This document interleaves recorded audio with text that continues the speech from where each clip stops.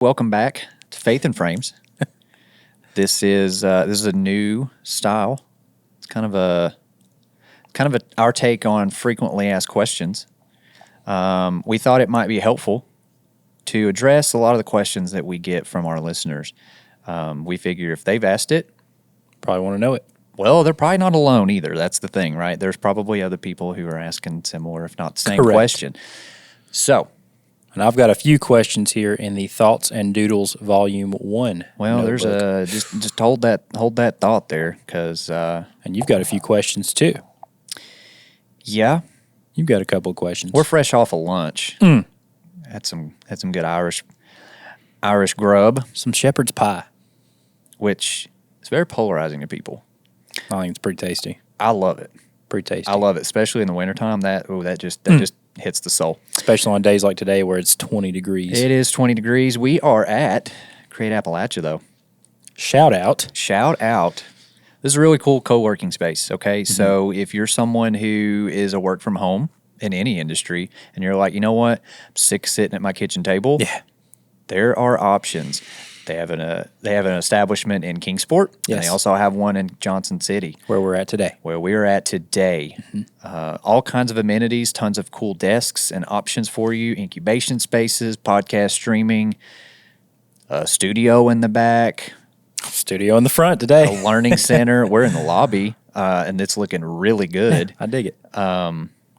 They got the. It's like we're in the living room. Well, they got the training center, and then there's like desks, and it's set up in like a training center vibe with a instructor-led TV. All these things. It's a really Computers, cool place. You don't even have to bring your own computer in. Yes, it's very, very cool.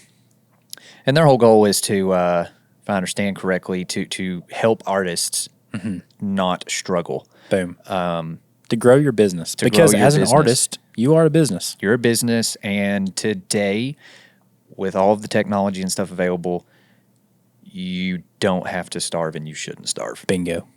And so it's just a great way. We met an animator, actually, here. Ben Carroll Garrett. Yes, a graduate student at ETSU, and actually really, really talented. Dig his stuff. So if nothing else, it's also helping with networking and just linking people up. Yep. So cultivated a relationship, and Ben is going to be a great, great asset in the future. Reach out to Create Appalachia.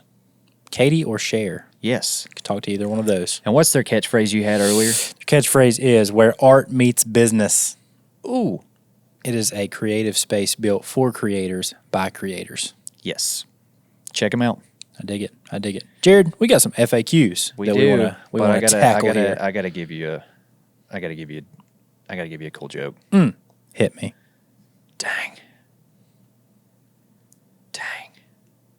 Oh, this one's good. I love this. I thought the dryer was shrinking my clothes. Turns out it was the refrigerator all along. See what I did there? Throwing out fridge. The fridge is shrinking your clothes. I'll be honest. Or it's enlarging you, however you want to look at that. After the shepherd's pie we had for lunch, I'm feeling quite enlarged and engorged right now. That poached egg was pretty good, too. Yeah, the egg was good, too. If you're an egg guy. The Scottish egg. If you're an egg guy, which I am. Is it Scottish or is it Irish? I think on the menu it said Scottish. Interesting. Yeah, I think maybe they're Scotch-Irish. Okay. Maybe that's a thing? I think it's a thing. Maybe not. I mean, they can correct me if I'm wrong. Mulligans, if I'm being an idiot right now, please just tell me. Let us know. Yep, let us know. So, seriously, today this one's going to be a little more relaxed, a little more conversational. We don't have a guest lined up, and we thought we would take this opportunity to truly try and help as many people as we can. Answer some of your burning questions. These are questions that we've been asked. Yes. At various points in our business, and again, probably not the only people asking these questions, wondering the answers. Right. So we thought we would take this opportunity to answer these. Thought we would oblige. Yeah. So let's go. Let's get into the first one. Sweet. Let me pull out Thoughts and Doodles Volume 1. Easy now. Question number 1. This actually comes fresh off of a gig that we did last year. It may even been 2 years ago, but you mentioned it very recently in our 5 ways that you can use video. Yeah. For your business. If you remember the blog that you put out, we've also put out a video for it as well, and a post, internal videos.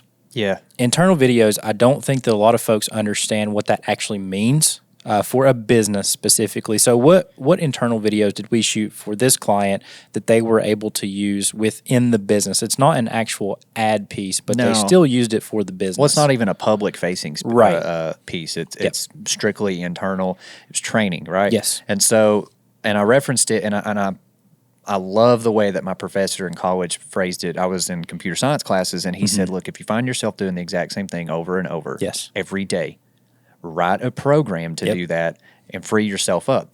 Well, that's no different than in video as well. So, like, if you're constantly, a lot of businesses have internal training that they have to do with every single new hire. Maybe it's HR related, maybe it's it's whatever, but they constantly retrain the exact same methods. You should get that in a video form, because that's going to free up that employee to do exactly what you hired them to do. And you're just going to be a lot more efficient in that way. Yeah. Well, and the other thing too, with training video specifically, and maybe this isn't as big of an issue as maybe I think it is, but with an internal video, you know that you're going to have consistency in the training. Yeah. So you know that, and maybe you have the same person do the training every single time when you are they going to deliver it exactly the same way? Right. Are they going to have that same delivery? And that's something that, you know, even going back to my previous industry, there is a massive emphasis that I think is important when it comes to consistency in training. I want to know that each new hire that I bring in is going to get the same information every single time. Guess what? If it's recorded, it's the same way. Every video file's the same way. Bingo. So I like tackling that question, because I know that's probably something that people are wondering whenever we put that post out. And internal videos, what is this? Well, if you're a business, and I'll say a medium to large business, to where you're constantly hiring new people, it's very important, like you say, to automate that. Right. There's no reason that you should take an employee away from whatever their actual duty is. Yeah, what you hired them to do. Yeah, what you hired them to do, because that's going to cost you dollars at the end as a business owner. Yeah, you hired them to do X, and now they're having to do Y as well, which means X is not getting done. So, yeah, there's tons of efficiency reasons as to why you should record and get into video form your internal training methods, because it's going to be the exact same message, the exact same delivery every single time. And what you're going to realize is you will reap the return off of that from that consistency and added efficiency. Yeah, absolutely. And another thing too, so we talked about onboarding. One of our good friends in the industry, he does this for one of his clients, but they do internal safety videos. Same also concept. Important. You want the same information every single time. Well, at Summers Taylor, we did the two, right? We did safety and HR because it was the exact same presentation.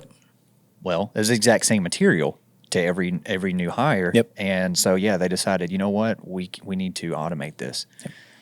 And I think that's a great way to use video that a lot of people don't even think about. Right, they don't think about it, which I'm glad you mentioned it. Well, it's not an ad, right? It's not like, it's commercial. It's you're only going to see the return internally, yeah. But I'm glad that you mentioned that in the 5 ways, though, because that's something that a lot of companies don't understand, or they don't even know that you can do that. Yeah. So I'm glad you mentioned that, and that was a question that we have tackled before. Yeah. Hit me with one from your little book there, Captain. All right. Okay. So, we don't always practice what we preach, but that doesn't make it less true. Well, it doesn't make it any less true. All right. Like I tell my kids, do as I say, not as I do. It does not make it any. I mean, it is still a true statement. So, something that I think a lot of people do, because we do it, is don't neglect your caption and your thumbnail. Right. Just because it's the last thing that you do for a post, for a piece, before you hit post, does not mean it should be the last thought on your mind. Right. Well, so along that thought, you've got to think about it this way. As let's just take a salesperson for example. Okay. You can have the best sales presentation in the whole entire world. In the whole entire world, you can know every single thing that there is to know about your product. You know all the features of it, all of the problems that it will solve. But if your ad for that product sucks, I don't even care to know what the product is. And it's kind of the same way with thumbnails. So one thing that we've learned on YouTube specifically, because we're both on YouTube, obviously our business has YouTube. We've done YouTube for other businesses. One thing that is very, very underestimated is the power of your thumbnail. A lot of the YouTube gurus will say you actually need to shoot your thumbnail first. Yeah. The reason being is because we want to, within a split seconds moment of time, I want to attract that's a your new billboard. viewer. Right. It's your billboard. It is your ad for your product, which is your piece of content. Right. Whether it be a YouTube video, Instagram post, Facebook, whatever, that is your billboard. That is your ad for that content. So we need to do a couple of things very quickly. Because we know that attention spans nowadays are that of a gnat. So we need to A, get your attention. B, I need to let you know right then and there what this video is about. Right. So we need to know what it's about. And then on top of that, I need to give you maybe a little bit of a bait. Because at the end of the day, we want you to click on the video. I got to entice you to get there. Right. We want you to click on the video and want you to stay. So with thumbnails, though, there is a fine line because I think we've all been victim to like a truly clickbaited thumbnail. Yeah, if it doesn't deliver on its claim, that's where you become dishonest, in my opinion. You become dishonest. So there is a fine line with thumbnails, but to a degree, you do have to have some sort of bait with every thumbnail that you do. Yeah. Same thing with captions. Right. Same Those thing are the with, big one. I think that's very relatable is captions. Yes, the captions are a beautiful place to make yourself relatable, and you're actually good at copy. You're very good at writing. So what would you say in a caption I need to have as a business owner or as a solo creator? Well, so I think it's really easy to think of a photo, take a collection of photos, maybe from your day at work or whatever.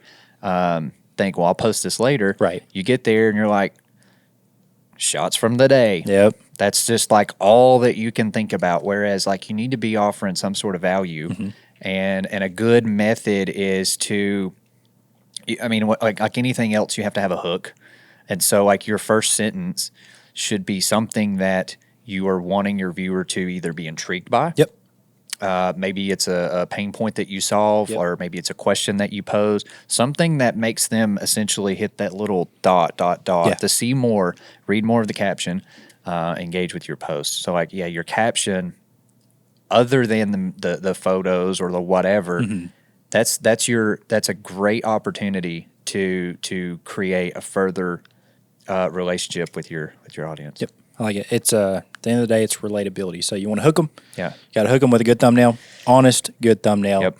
And then you want to keep them with a very relatable caption. I think those are really quintessential for any solid post. Yeah. Any solid post. I would agree. Nice. I would agree. So another one in my little black book here, the thoughts and doodles that we've tackled very recently. And we've had folks come to us. And again, if you're new to content creation, especially if you're a business, you probably don't understand this. But I think that a lot of folks come to us and they say, I got this really cool video idea. Or Jared and Garrett, I need you guys to give me one cool video idea. I need one really cool video. Yeah. And again, we're in the space, so we understand that one cool video may not be the answer. And a lot of times it's probably not the answer.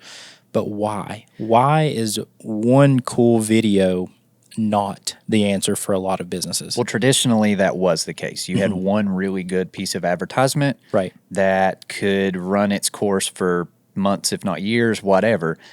With today's climate, gnats being the attention span, all those things, and the quick dopamine hits that happen, you have to have more of a volume approach. And so this came up with our buddy Max. Came to us through a referral, and we initially were talking about doing a branded video. We then asked him more of what his pain point was, and he said, look, honestly, it's an exposure and it's awareness thing. Once people know that I exist, if they're in the lumber space, they need lumber, they oftentimes become a client. So we're like, okay, think about it. If you have one piece of video, even if it's a good video, like it's a great video, you get one video, you post it, maybe it gets shared a few times, maybe it gets, we'll just say 3,000, 4,000, 5,000 views. Great, cool. That's the end of that cycle. Unfortunately, right? With the climate of social media today, that's truly the case. So unless you're going to post it more often, which you're posting the same video, or you're throwing ad dollars behind it, one video is probably not going to be the answer today. So we elected with Max specifically, our solution for Max was to do more of a blast approach, more of a multiple. So I believe we ultimately ended up with probably 8 or 10 pieces. Right. As well as some photos. And so that right there was a multitude of posts versus a singular post that would have been effective, but only effective for a short stint. Yeah, I think, and I know that both you and I really agree that there's a good amount of importance in having a strong branded piece, but I think the place in which that branded piece sits is what's important. I think a branded piece is a great place probably to put on your website. Yeah, it needs to live there for sure. Needs to live on your website, probably needs to live on your YouTube. Yeah. But as a standalone piece, less effective when it comes to social media. Oh, yeah. Like your Facebooks, your Instagrams, things like that are short attention span. So one of our biggest recommendations is with a branded piece, back it up with consistent content as well. Maybe that's your spearhead to get your content started. Right. That way people do know who you are. They do know what you do. But then you've got to back it up again with a volume approach, kind of like we did with Max. Today you almost have to reverse it. So like your website is ultimately where you want someone to end up. Right. That's the end of the funnel. It's the end of that funnel. So like you've got to have tons of nets out there doing the fishing for you, which is your multitude of content. Ultimately, they end up at your website, and that's where they get to watch your branded video. And now they know who you are, what you do. So it's like it's really difficult in today's climate for a branded video to be enough standalone. Yeah. Like unless you're backing it with dollars, like you said. It's just not enough today. Yeah. So what do some of those little pieces look like that maybe funnel to a branded piece? Like take Max, for example. What were our actual actionable pieces of content that we shot for Max? Yeah, so we ended up asking him like what his most popular sellers were in regards to some of his inventory, because they've always got tons of different inventory.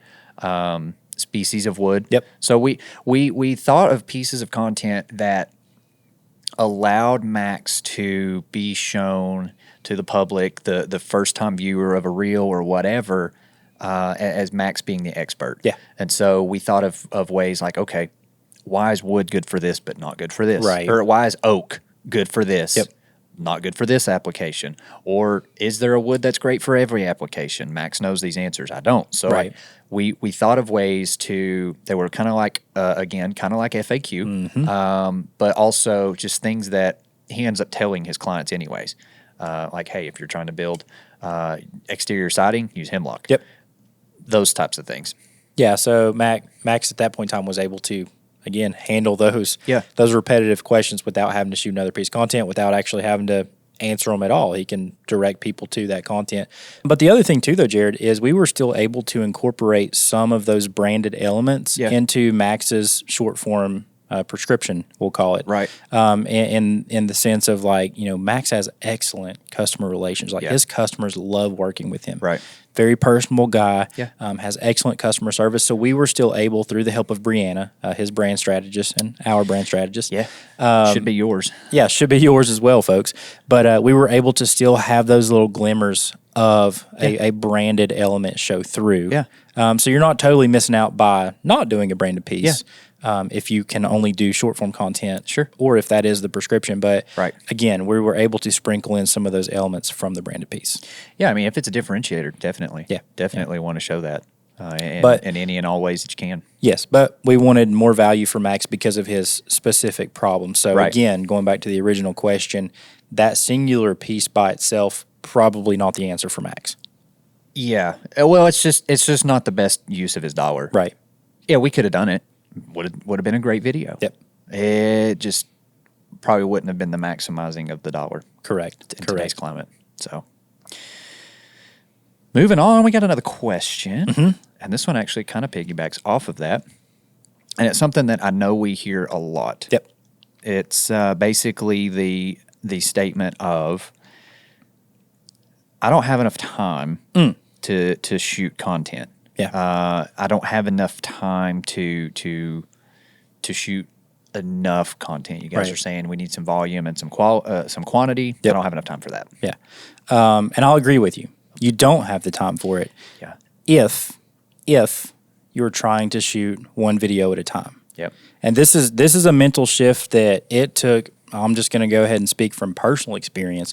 It took a long time to latch on to. Yeah. Sometimes it seems so counterintuitive to spend an hour or 2 hours shooting 4 to 5 videos. Heck, Right. if you're shooting shorts, you can probably shoot 15 to 20, maybe Yes, you 30. can. Bang them out. Seems kind of counterintuitive. The difference is, though, so we recommend batch shooting for a lot of reasons. That's what we're doing today. We're actually batch shooting this podcast. Yep. And typically we do because we know that we will have one setup. Yep. We can bang out, we'll just say 2 to 4 episodes. Yep. And we're giving you guys the secret sauce to the podcast right now. Yeah. But it creates an efficiency. The other thing, too, with batch shooting, so aside from the fact that you have one initial setup. One setup, one teardown. One setup, one teardown. To me, it's also helpful in the sense that it's pretty easy to get into a flow. Yep. You know, Get into a whenever groove. Yeah, you get into a groove, you get into a creative, we'll call it flow state. Yep. To where you're banging off these ideas. Now, the caveat to that is you do have to come to the table with ideas that day. Yeah, probably not going to sit down and concept and everything all at once. Right. It's good to have some concepting already done. I know one thing that I like to do specifically with like YouTube is I will write some of my scripts ahead of time. Sure. At least bullet point ideas. Just outlines. More Right, so. just some outlines. We do the same thing with the podcast. We Right. outline some ideas that we want to talk about. We line the guest up, and then we schedule a shooting date. So that is our solution for, quote, quote, not having time. It's let's try some batch shooting. Yep. Maybe we can set aside 1 to 2 hours a week Mm-hmm.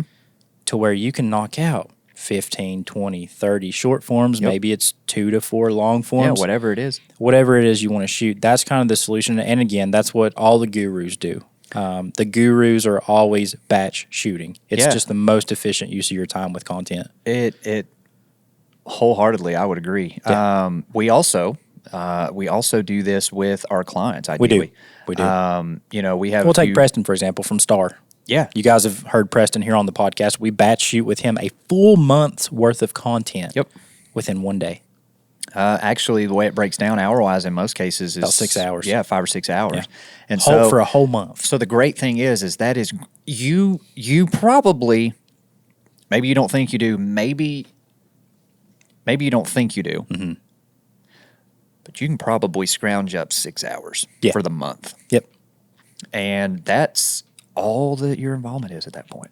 So yeah, batch shooting is the most effective way to create content because you get into a groove. Yep. And it's very resourceful from a time perspective. Mm-hmm.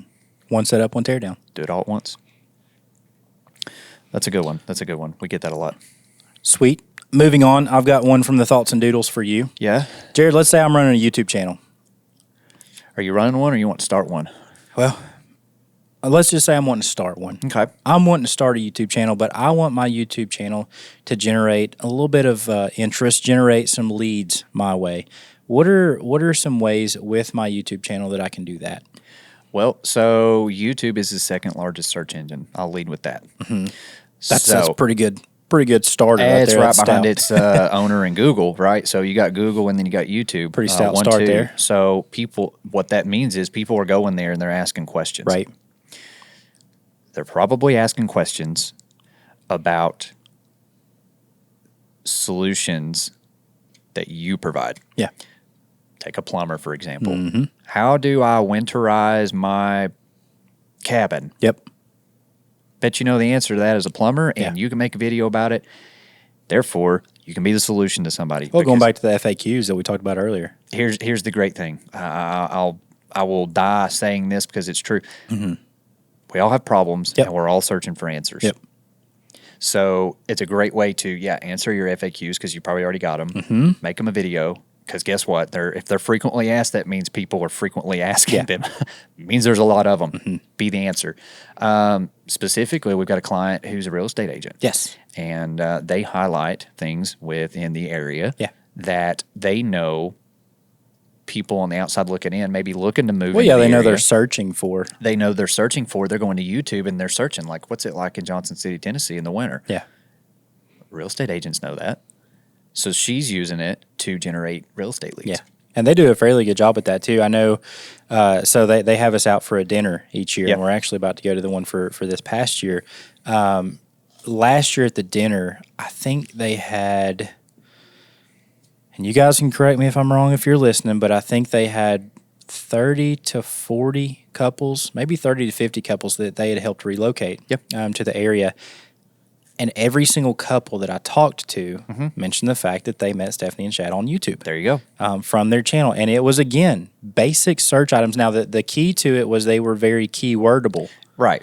search items. It's the way you got to work with searches. Right. One video that comes to my mind specifically that was really good for them was 7 rural towns. There you go. In East Tennessee. There you go. Very general, but very searchable because people who are looking to move to this area, they're looking for a rural type of lifestyle. You can do it with search, but you can also do it with things that people are just generally interested in. A couple weeks ago, we had EJ on the podcast. Yes. He made a sale from a person in New York, bought something off of the shelf of his antique store in Greenville, Tennessee. You know how? They saw it on YouTube. They saw it on YouTube. So he generated a lead and ultimately a sale. Oh, he generated a client. Generated a sale as a result of YouTube. Yeah. I think with YouTube, the key is if you are wanting to use it to generate leads, you have to, A, be solving a problem. B, you have to make that problem searchable. In your keywording, in your thumbnails, in your titles, in your captions, all that good stuff. Great thing is it can be generating for a long time. Yeah, YouTube specifically is what we call evergreen. I know we've mentioned that before here on the podcast. Quite the rewarder. It is the rewarder. We even have our own specific examples of an evergreen piece generating a client. To where we were solving a problem specifically with an editing software. That person probably tried it on their own, realized that they didn't want to put the time into edit, and they turned into a client. That video was 2 years old though. Yeah, and that video was 2 years old at the time. There you go. So it's a great way to, and a lot of people don't think about it that way. So I would encourage you to think about the questions that you're commonly asked. Guess what? They're not the only one asking it. No. You're missing out by not getting it on YouTube. Well, and there's a new pool of people every single day that are experiencing that problem for the first time. True. So as long as you've got the solution there on that platform, you are now an option for them to come to. And you only had to shoot it one time. There you go. Sweet. I like that a lot. Another question that we get asked a lot of people are wondering it. Podcasts. They are huge right now. They're fun too. They really are. They're a really great opportunity, and they're a lot of fun. I have thoroughly enjoyed my time with you here on Faith and Frames. There you go. Hopefully listeners have. Yeah, hopefully they have. If not, I mean, we're still having a ball. Still going to keep doing it. So a lot of people ask, how do I get started? Yeah. And that's a loaded question, but how do you get started with podcasts? Because, we take for granted, like we're camera guys and we work with this stuff. We do it for a living. We know exactly what to do from day one. Yeah. But we also didn't know at some point. So what would you say to someone who's wanting to start a podcast? I think the first questions would be, number one, what is your budget? I think that's always a question that you have to ask yourself when wanting to do a new endeavor, whether you start it as a hobby. Yeah, because there can be gear purchases involved. Possibly, yes. So let's do this, Jared. Let's maybe break it up into, let's just say 3 tiers. Okay. Tier number 1, we'll tackle it, is I am a solo podcaster or future solo podcaster. I want to get into it. Very limited budget. I have a message I want my audience to get out, but with a limited budget, kind of want to use my phone still. I want to use minimal audio equipment, minimal lighting. Right. Don't really want to buy a camera right now. So tier 1 is just that solo creator. What are some things that I can do for my first podcast? Yeah, so if you're just starting out and you want audio only, I would suggest using your cell phone with some sort of voice recording app. They all have them natively. Voice the memos. iPhone's called Voice Memos. It'll do a fine job. Yes. Especially if you have earbuds, it's going to even be better. Yes. If you wanted to maybe consider throwing video into it, you could use your cell phone. Most people also have a laptop with a webcam. Yeah. And again, those are going to be your cheapest because you probably already have them. Yeah. No purchases are required there. And at that point, you're just going to have to figure out some sort of editing solution. So that's probably the easiest way to get started. Yeah. And along with that, too, like with cell phone content specifically, I would say it probably wouldn't be a bad idea if you're using a laptop webcam too. Like you said, use some earbuds. One thing with a podcast that you really want to try to practically handle is audio. Yeah, it's going to be your biggest. That's going to be your biggest. I'm going to say hurdle is getting good clean audio. Yeah, that's the biggest part. Good news is with cell phones, a lot of them are auto leveling whenever you're using their voice memos. So just make sure your audio is good. Use a microphone or use your earbuds if we're going camera only or phone only, and then use some sort of microphone with your webcam on your laptop. Yeah. That's tier one. That's how you can get into podcasting essentially for free. It's probably the lowest barrier of entry. Spotify will host it for free. Spotify will host it for free, and that also gets you access to Apple Podcasts, correct? Yep. So you have two platforms there for free. Yeah.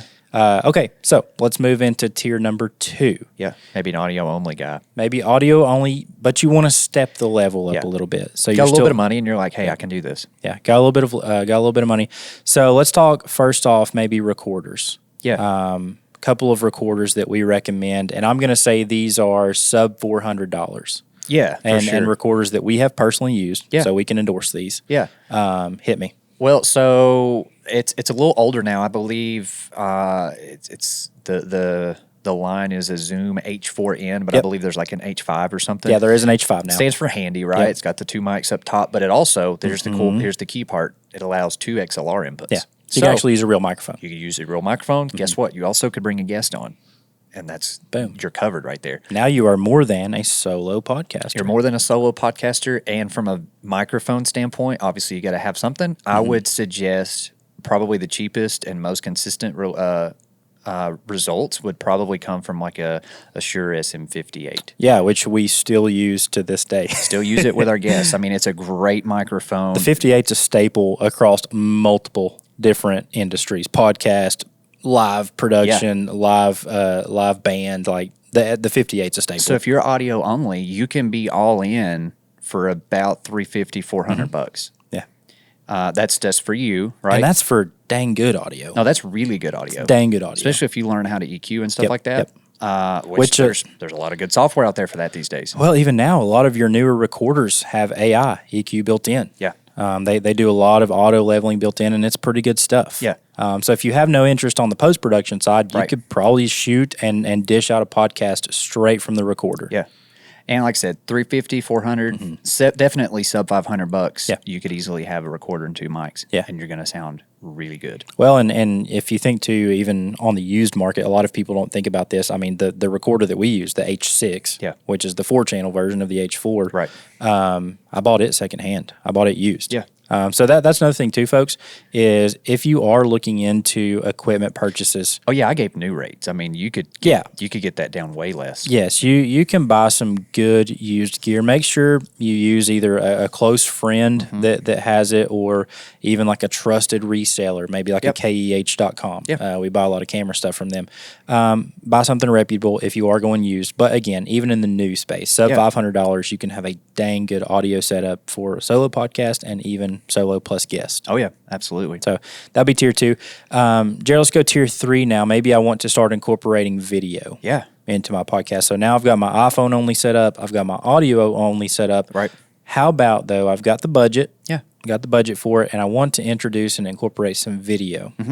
Well, so it depends on what you want to do. Like if you're wanting to host in-person guests and stuff like that, you're going to need an in-person camera. Obviously, you've got solutions like Riverside for remote stuff, and it does a great job. I would look into that if you're going to have a lot of remote guests. But let's say you want to have one in studio, I guess, like we do. We personally use the Lumix S52s. Love them. Bang for buck, I really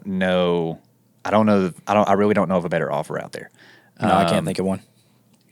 Now, obviously, you've got your Sonys and your Canons, but we would suggest the Lumix S52 because you can get it body with a kit lens and a battery for depends on the deals, depends on the days because they vary. Fluctuate. Well, they've got some really good deals sometimes, anywhere from like $1,500 to like $1,800. Yeah. And so at that point, all you need to do is buy a memory card. Yeah. Make sure you get a lens too. Obviously, make sure you get one with a lens. Well, yeah, that was the kit. It was like $1,800. Oh yeah, you're right. When it was on sale, you're right. Dang. So it's pretty commonly there. Yeah. And then at that point, you're just going to need some audio solution, which we already covered. So yeah, you could be all in on a podcast, like $3,000. Yeah, about $3,000, and then obviously the icing on the cake comes in the form of lighting. Right. Sky's the limit with lighting. Oh, yes. One of our first recommendations, especially if you're a solo podcaster, find a window. There you go. Big, soft light source. Find yourself a window to where natural daylight's coming in. But lighting, when it comes to video, lighting is to video what a good microphone is to audio. True. You can have the best camera in the world, but if you have crappy lighting, Yeah. it's not going to look great. It's kind of like having the best singer in the world and having horrible recording options. There you go, horrible recording options. So make sure, folks, lighting, we're going to say, is on point. Yeah. Find yourself a big soft source, whether Yeah. it be a window, or Right. if you have the budget, we can give you a laundry list of recommendations for Whatever your budget is. If I know people are interested in starting podcasts. Yes. If you have a budget in mind, reach out to us. Yeah. We would love to mix and match and figure out what we can do to work. Yeah, we actually offer that as a service, as consulting for podcasts. So we can help you with your startup. Yep. We can help you shoot your podcast There you if go. that's something that you're interested in. Absolutely. So another question we get comes often. Maybe they're a business who they see the power in social media. They realize they need to create a presence on there. They're going to create their own content because they don't have the budget to hire out a crew. What are some ways that they can improve their content, up the quality with their existing equipment, et cetera? Yeah, so if we're talking on equipment, obviously we've mentioned using your cell phone as your camera. It's sufficient in many cases. It's actually probably one of the most popular cameras used in today's world. Yeah, and everybody pretty much has one now. Right, everybody has one in their pocket. So you already have a camera in your pocket. There are a few things that you can do to up the level of that. So we'll talk specifically on the look and the use of the camera. Number one, and we mentioned it again with upping your lighting, is find a big window. Lighting is key. Some sort of natural light source. Don't shoot in direct sunlight. Yeah, that's if you are having to shoot outside, find some shade. find some shade. Find some shade. Something that's a little bit more controllable, but find a big light source, something big and soft, whether it be a window or some shade. That's going to instantly make your content look better. Yeah. Secondly, turn the rule of thirds Oh yeah. on in your phone and Turn learn. your grid on. Turn that tic-tac-toe board on. Right. Turn the tic-tac-toe on and learn how to use the grid. Yep. For composition. And if you want to learn anything about composition, you can ask us, or there's a million YouTube videos out there about composition. Yep. But yeah, use your rule of thirds with your cameras. The other thing too is frame rates, something that a lot of people don't think of. Yeah. But frame rates, I know a lot of your social media platforms prefer a 30 frames per second Right. video. We typically shoot 24. Yeah. It's a little more cinematic. Right. That's a more buzzword. natural. Yeah, a little more natural. But I know a lot of platforms prefer 30p. Don't shoot 60p unless you plan on slowing that down later. Yep. That's a practical thing. The only thing I would add there in the lighting aspect is like if you are having to shoot outdoors, if you can't find shade or if shade's not available, shoot in the morning or the afternoon. Yeah, Shoot at time of day matters. Shoot at your golden hours, For right? sure. It's going to be a softer light. Yeah, time of day Far more matters. pleasing. Or you might get lucky one day and go shoot on an overcast day. If you're going Those are outside. great. Yeah, overcast days are great for shooting. So yeah, there are great ways to get good results from your cell phones. We typically shoot stories from our cell phones. There's actually been a couple of reels that we shoot on our cell phones. Yeah. It's very convenient. That's the beauty of Right. a cell phone. It's convenient. You can whip out content fast. You don't have to set up all this equipment. Nope. Before that, though, I would also say a way to up your content on just the content side itself, as a new business owner, find those issues within your industry.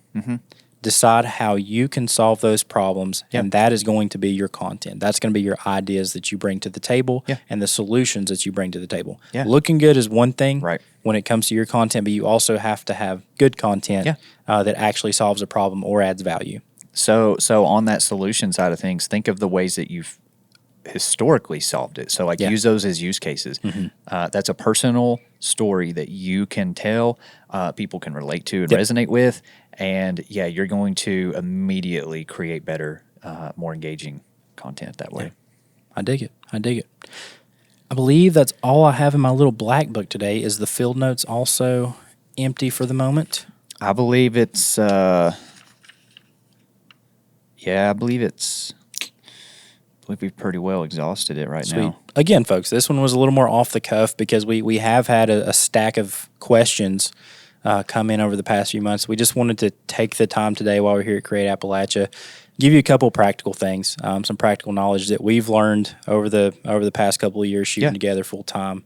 But yeah, if you have any more questions, do not hesitate to send those in. We love answering. We love helping.